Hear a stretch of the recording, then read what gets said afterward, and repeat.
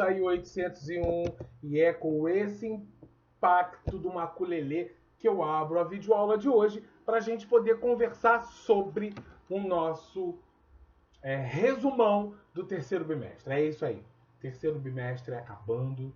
Na realidade, acabou semana passada, né? Eu tô aqui só para fazer uma retrospectiva de tudo que aprendemos durante esses 2 meses.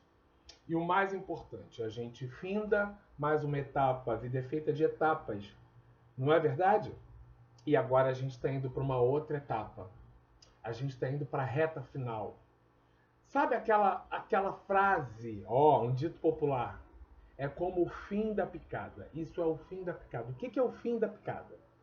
É quando já está chegando no fim e você já não está aguentando mais. Vocês devem estar assim, né? Não estão aguentando mais. Mas o fim da picada é esse mesmo.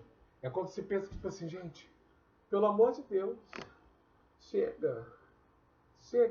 Mas esse é exatamente o fim da picada. É sinal de que estamos acabando e vamos agora entrar onde? No quarto bimestre.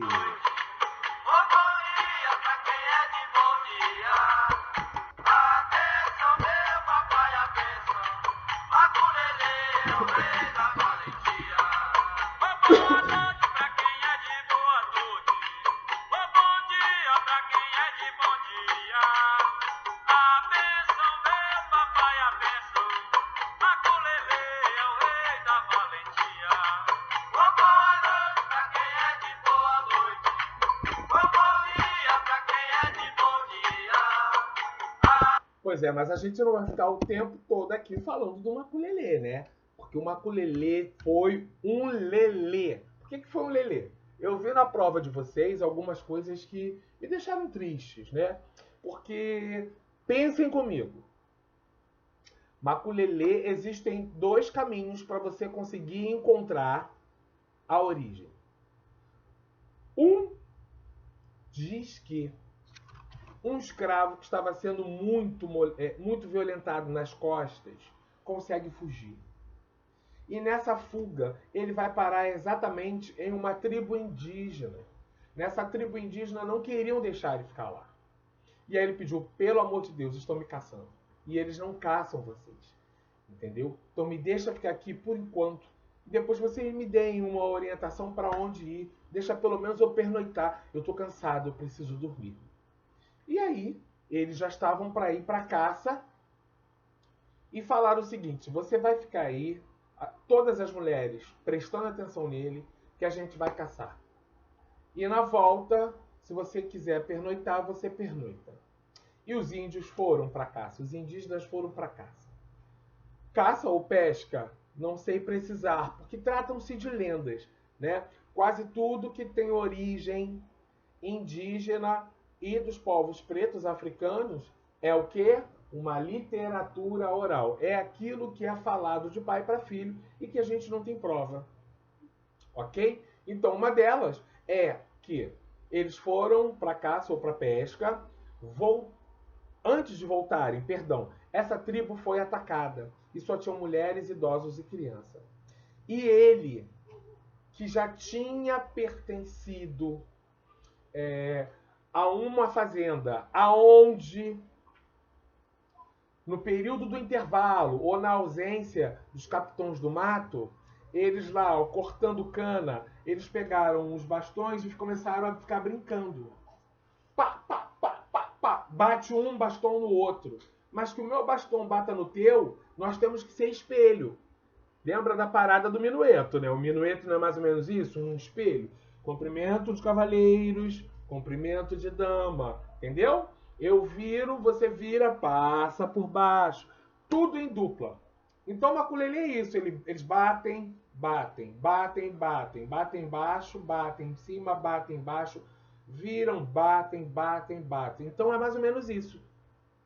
Ele pegou 2 pedaços de paus que tinham ali e foi pá, pá, pá, pá, pá, dando pregada, né, nessa tribo indígena e arremessando os bastões. E quando a tribo chegou, ele estava já quase desfalecendo, tá? E aí a tribo terminou de terminou a batalha, né? Que estava acontecendo com os outros indígenas. Há um relato de que essa história é lenda. De qualquer forma, bateu no meu ouvido, eu passo para frente. Porque lendas são aquelas histórias que são contadas de pai para filho e que não tem nenhum tipo de registro. Ah, professor, isso não é errado você ficar falando uma coisa que você não tem certeza, desde que eu aviso de que isso é uma lenda. Tá bom? Você alertou, é uma lenda, pronto, você está isento de culpa. Tá bom? Foi uma coisa que te contaram. A mesma coisa de repente, ai, me queimei. Vai rapidinho, passa manteiga. Ou vai rapidinho, passa pasta de dente. Tem comprovação científica? Algum médico já prescreveu isso? É algo que vem passando lá de trás. Os tais chás de boldo, de erva cidreira. Tá? Então, na realidade, o que sei, fora essa lenda, é que realmente os povos escravizados, nesse período, eles pegavam os pedaços de cana que tinham cortado e começavam a brincar. De que forma eles ceifavam essas canas? De que forma eles cortavam essas canas para que botasse num carrinho de boi e ser levado para algum lugar para fazer a rapadura, ou caldo de cana, ou até mesmo a cachaça. Tá? Eram com facões. Então, às vezes, eles brincavam com facões. Brincavam, extravasavam. Tá? Uma coisa perigosa. Eles eram considerados armas brancas. Tipo uma faca, um estilete, alguma coisa que pode te ferir, mas não a ponto de te matar de imediatamente. Tá bom? E aí, o que acontece? Vocês sabem que eles não tinham horário para entrar nem para sair. Quanto mais eles trabalhassem, mais renda, mais benefício para os seus patrões, né? E para quem estivesse chefiando eles. Então eles não tinham horário para parar. Às vezes estavam ainda à noite. Aí à noite é meio que difícil, né? Você brincar, ou lutar, ou desafiar para ver quem vai ser o líder entre os escravizados. Pode ser. Vocês lembram da batalha que tinha entre os jongueiros, né?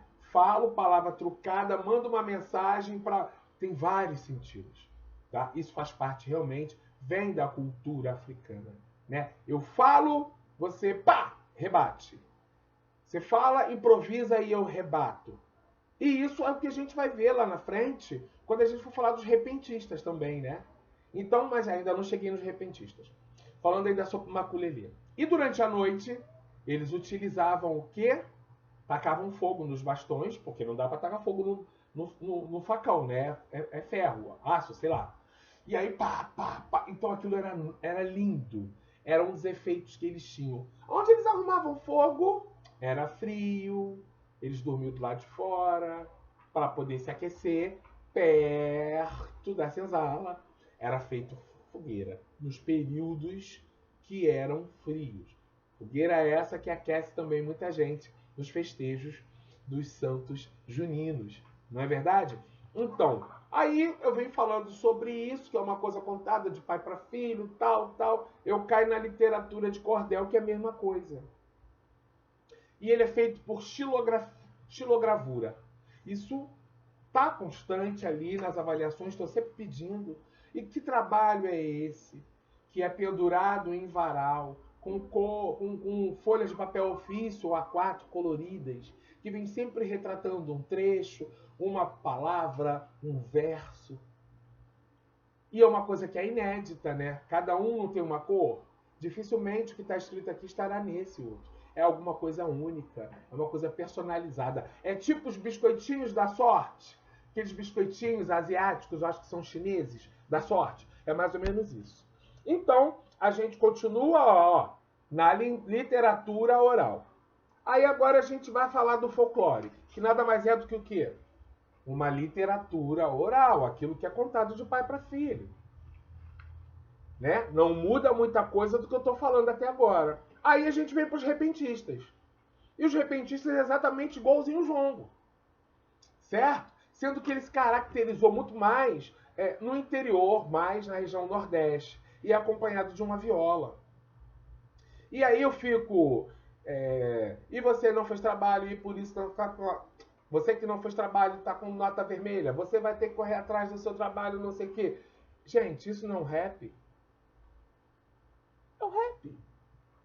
E por que que enquanto repentista aqui no Brasil ninguém valorizou o rap? Lembrem-se que lá também tem povos escravizados. Lá também tem povos escravizados. É sobre eles que eu quero falar agora. É sobre as irmandades. As irmandades nada mais são do que, poxa, o negro, tanto aqui quanto lá nos Estados Unidos, não podia praticar nada. Não podia fazer nada. Não pode ser de preto. Não pode ser macumba. Não pode. Ih, feitiçaria. É incrível. Né? Então, quer dizer, você esquece seu nome, você esquece o idioma que você falava, você não sabe quem era seu bisavô, você não sabe quem era seu tataravô. Então, quer dizer, você é arrancado de sua cultura, ela é ceifada, a sua memória. Eu não sei se, de repente, se eu tivesse na minha cidade natal, né, de Angola, continente africano, se eu seria um professor. Eu poderia estar numa situação pior, mas também poderia, né, ser um soldado da corte, um príncipe herdeiro, um comerciante. Mas tudo isso nos foi cortado. Foi cortado, chegando aqui não posso continuar. E aí o que que eles fazem? Porque o que eu estava falando agora na aula ao vivo, que você não estava. Essa aula você não estava. Eu estava exatamente falando sobre os escravos davam gastos, eles achavam. Não vou levar no médico. Não vou fazer comida para eles. Não. Então eles tinham uma duração de 5 a 10 anos, isso no máximo. Tá? Alguns duravam 4, 3, dependendo dos castigos, dependendo do local em que ele ia trabalhar e a forma com que era tratado. Eu estava conversando, inclusive, nesta aula ao vivo, que você também não estava, que existem 2 tipos de senzala. A senzala que todo mundo conhece, que fica do lado de fora da casa grande, e a senzala dentro da casa grande. Sim! Aqui estão as tábuas corridas, as pessoas aqui em cima levantavam uma das tábuas, os escravos entravam, ficavam ali embaixo. E ali não tinha espaço nem para sentar, eram ficar deitados. Então às vezes tinha rato, e aí? Não pode nem gritar, você vai acordar o patrão, tu vai apanhar. Às vezes ali tinha lacraia, barata, não tinha ventilação, às vezes alguém estivesse varrendo, a poeira, a sujeira, tudo ali para baixo. Um horror. Pense. Um horror. Mas, o que acontece? As irmandades começaram a se preocupar, já que eles não davam nada para os escravos, não se preocupavam de forma alguma, né? Lembra quando eu falei para vocês de como é construída a arquitetura de uma igreja? Embaixo daquelas tábuas corridas, o que tem embaixo? Muita gente errou, falou que era rota de fuga, outros disseram que era escondendo o ouro da igreja. Levantou, enterrou as pessoas que frequentavam a igreja. Então as igrejas antigas, com tábua ali embaixo, tem corpos de pessoas. E quando passou a ser proibido, porque a igreja toma conta de você, né? Quando você é batizado, ela toma conta de você. Você é batizado. Quando você faz a primeira comunhão. Quando você se casa, tudo isso na igreja. E quando você falece, quem cuida? A Santa Casa. Se você parar para pensar, você vai ver que os cemitérios têm alguns mausoléus, tem alguns lugares que são muito parecidos com as igrejas antigas. Algumas têm até imagens. Porque aquilo é uma extensão da igreja. É um local preparado que a igreja deixou para aqueles que durante toda a sua vida foi batizado, crismado, né? Casou-se e vai ter uma morte digna. A gente até comentou, acho que foi no início do ano, sobre a história do Conde Drácula, que ele foi para a batalha, entendeu? É em favor da igreja nas cruzadas. E ele recebeu, quando ele volta da batalha, ele descobre que a noiva tinha recebido uma carta dos rivais dizendo que ele tinha morrido. E aí o que ela faz? Desgostosa, ela se atira da torre da igreja, porque a igreja estava tomando conta dela. Estava tomando conta dela e deixou essa carta chegar até ela. E aí quando ele chega a ver o corpo dela já apodrecendo, falou: Nossa, que tristeza, eu fui pra guerra, eu ia me casar primeiro. Que maldade, essa correspondência que deram para ela. Padres, vamos fazer o enterro dela. O padre disse: nós não podemos enterrá-la dignamente como uma cristã. Mas como? Ela era uma cristã. Mas ela se matou. Quem comete o suicídio não merece o reino da glória. E foram embora. É isso. É isso que ele recebeu em troca. Aí ele ficou com raiva, pegou a espada, arremessou contra a cruz, e aí a cruz começou a sangrar. Esse sangue que era perdido da cruz, parecia que era de Cristo, né? Não, era o sangue dele. Ele começou a perder sangue. Ele não tem mais sangue. Ele precisa de sangue. Mas para ele ter sangue, ele tem que sugar. Certo? Feito inseto e morcego. Sugar de outra vida. Não é brinquedo, não. Não estou aqui falando mal da religião de ninguém. Mas esses foram os conteúdos. Para a gente poder finalizar, vamos falar do intrudo. O intrudo nada mais é do que as brincadeiras que eram realizadas na corte. E quando a corte veio, a corte europeia, tinham várias formas de comemorar o carnaval. Veja no vídeo anterior, esse é o vídeo 7. Veja no vídeo 5. Não, vídeo 6, que tem lá uma aula só sobre o intrudo, tá? Porque a corte brincava com aromas de cheiro, bolas com água, essas brincadeiras que se tem, né? Aquela brincadeira que no aniversário do colega você leva para a escola ovo e farinha para tacar. Isso veio do intrudo. Então você faz alguma coisa que você não sabe nem a origem, né? Pois é. Mas, como eu estava falando, a gente está indo para a reta final e eu não posso deixar de finalizar em grande estilo, tocando algo que faz parte do conteúdo. Aldino de Atalaia, Maurício do Pandeiro, sonhador do Rajoeiro e Azulão da Mata. É nosso quadro, agora é o que pode. Aí, galera, vamos embora cantar o rei da rapaziada do YouTube. Repentistas. Com 4 pessoas. Eu sou rapper. Telefone 13 MC